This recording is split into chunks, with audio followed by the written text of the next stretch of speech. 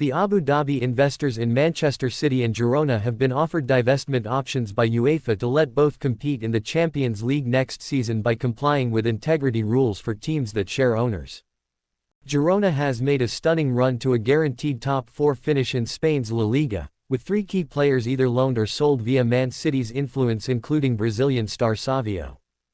Girona, also part-owned by the brother of Man City manager Pep Guardiola, will go into the elite European competition for the first time. City won the 2023 Champions League title and will finish in the top 2 of the English Premier League. But the teams have severely tested UEFA's rules on multi-club ownership that guard against collusion in games.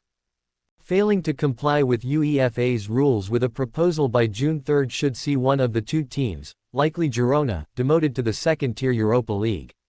The team finishing higher in its domestic league takes priority.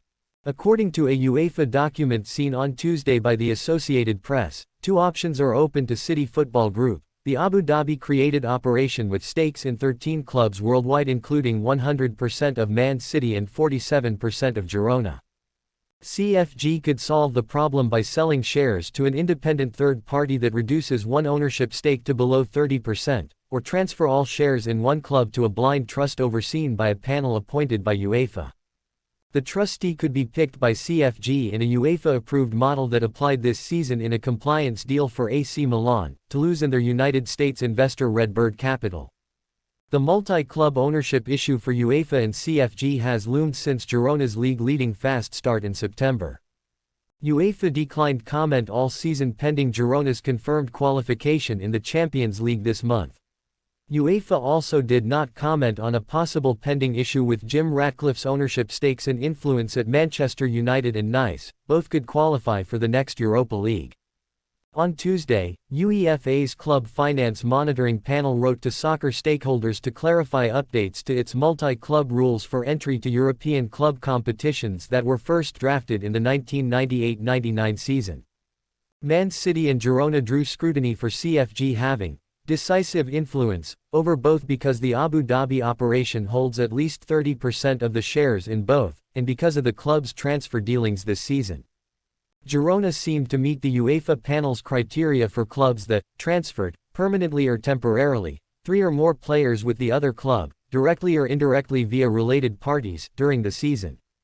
Girona has 2 players on its squad who belong to other CFG clubs, right-back Yan Couto, on loan from Man City, and winger Savio, on loan from French club Troyes.